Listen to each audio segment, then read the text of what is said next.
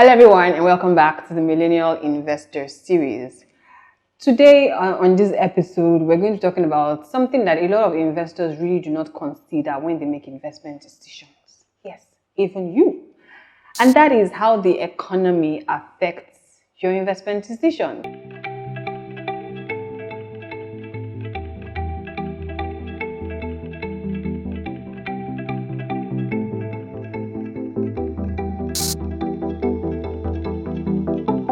I see a lot of people doing the same things, the same old way, despite the fact that the economy keeps changing every month, every year, especially in an emerging economy like Nigeria, where there are so many clashing economic indicators.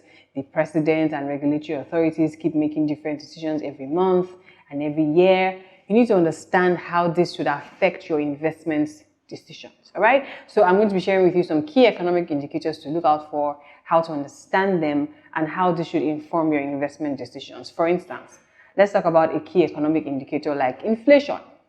Now, for a long time, we've had a double-digit inflation in Nigeria, but in the past 1 or 2 months, food inflation, one of the categories of inflation, has really increased, right? And that's because we closed the borders to our neighboring countries, the Seme Republic and everything, and then food prices, the prices of food went up, and then it's a Christmas period where there's a lot of demand and then supply is not meeting demand. So there's so many things going on at the same time. So knowing that, and then also knowing that on the back of that, treasury bill, which is the risk-free rate, absolutely almost no risk when you lend to the government with treasury bills. I mean, if you want to know about treasury bills, you can watch my video on treasury bills, but most of the time, or really, when you lend to the government in the form of treasury bill, you're really taking no risk because the government will pay you back your money. So the risk-free rate is usually the rate on the treasury bills. Now, for a long time, like 2-3 years ago, treasury bills were 18-25% in Nigeria, which is really high, despite the fact that it's a safe investment option. But we've seen them drop to a single-digit rate in the past few months. So treasury bills are like 7 to 10% right now on the average. So if the risk-free rate is less than inflation, what kind of investment decisions should you be making, right? So these are decisions you need to understand. These are, indicators you need to understand. So inflation is 11% or 11 point something percent, and then the risk-free rate is 7 or 10%. So even if you're not someone that likes to take risk and you invest your money in a safe investment option, the truth is you're at a negative growth rate, right? Because your money is growing less than the inflation rate. So you're going to need a lot more money to keep up with inflation. That's what it means. All right, so you need to understand how these things affect your investment decisions. Another thing is GDP growth, another indicator.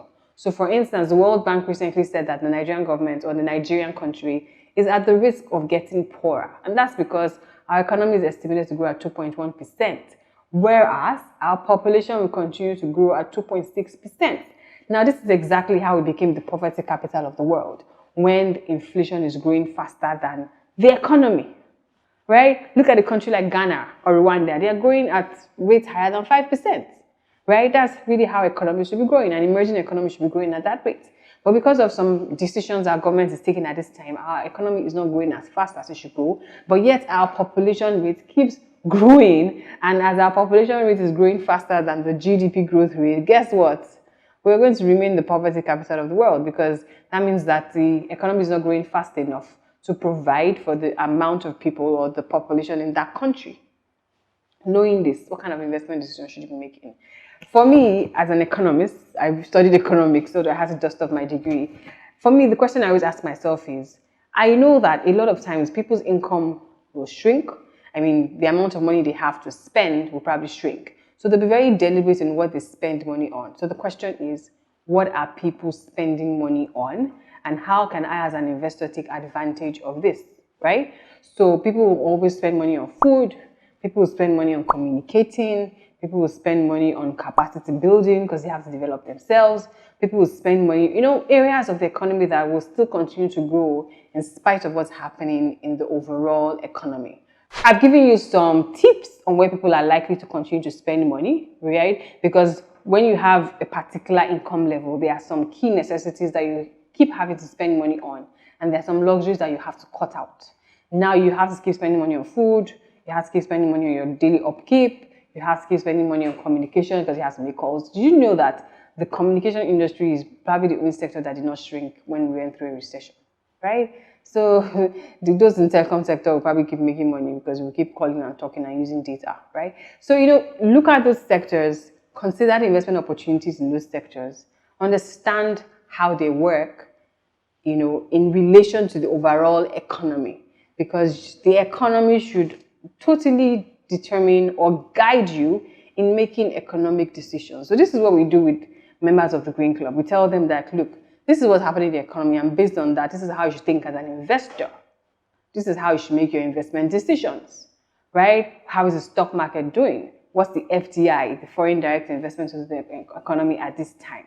So I just wanted to use this episode to make you start thinking differently about how you make investment decisions. Investment decisions are not things you make randomly. I say this all the time. You have to have an approach to making investment decisions. You also have to get educated on how to make this how economic decisions affect your investment decisions. All right? If you have more questions, please leave them in the comment section. You can send me an email, but I would advise you to join the Green Investment Club, because there we ensure that we always keep our investors and members of the Green Investment Club informed and educated on how the economy affects their investment decisions. I'll see you next week.